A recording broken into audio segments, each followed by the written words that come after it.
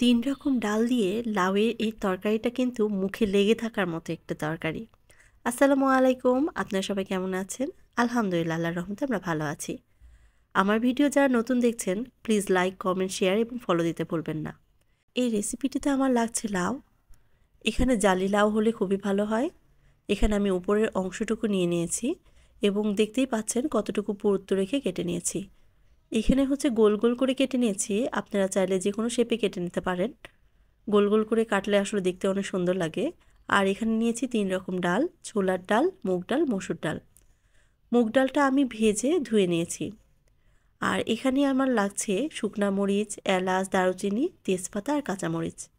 এখন আমি হলুদ আর লবণ দিয়ে লাউয়ের টুকরোগুলো ভালো করে মেখে নেব।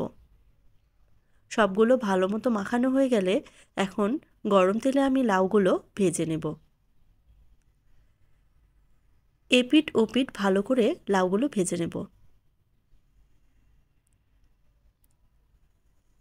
এখন বাকি লাউগুলো তেলে ভালো মতো ভেজে নেব।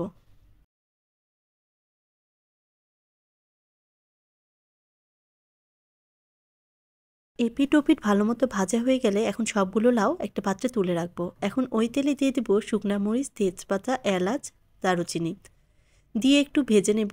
যখন একটা সুন্দর সুঘ্রাণ আসবে এতে দিয়ে দিব পেঁয়াজ কুচি। এখন পেঁয়াজ কুচি লাইট ব্রাউন করে ভেজে নেব। লাইট ব্রাউন কালার হয়ে আসলে দিয়ে দিব আদা রসুনের পেস্ট। আদা রসুনের পেস্টটা কিছুক্ষণ ভেজে নেব। মশলার কাঁচা গন্ধ দূর হয়ে গেলে একটু পানি দিয়ে বাকি মশলা অ্যাড করে দিব। হলুদ, লবণ, ধনিয়ার গুঁড়া আর শুকনা মরিচের গুঁড়া। এখন ভালো মতো মশলাটা কষিয়ে নেব। মশলা ভালোভাবে কষানো হয়ে গেলে এতে সেই সিদ্ধ করে রাখা ৩ রকম ডাল দিয়ে দিব। ৩ রকম ডাল আমি প্রেসার কুকারে সিদ্ধ করে নিয়েছি। এখন সবগুলো ডাল দিয়ে মশলার সাথে ভালোভাবে মিশিয়ে অল্প একটু পানি অ্যাড করে দেব। তারপর উপর থেকে দিয়ে দিব সেই ভেজে রাখা লাউগুলো। এখন ডালের সাথে লাউগুলো নেড়েচেড়ে ভালোভাবে মিশিয়ে নেব। উপর থেকে দিয়ে দেব কয়েকটি কাঁচামরিচ ফালি।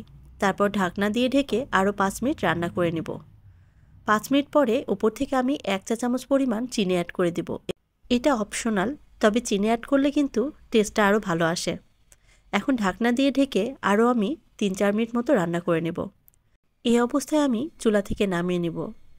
ডাল ঠান্ডা হওয়ার পরে কিন্তু আরও ঘনত্বটা বেড়ে যায়। এখন আমি একটি পাত্রে বেড়ে নেব। ডাল দিয়ে লাউয়ের এই রেসিপিটা খুবই সাধারণ, কিন্তু টেস্টটা কিন্তু অসাধারণ। আজকের রেসিপিটা আপনাদের কাছে কেমন লেগেছে অবশ্যই কমেন্টে জানাবেন। আজকে এই পর্যন্তই। আল্লাহ হাফিজ।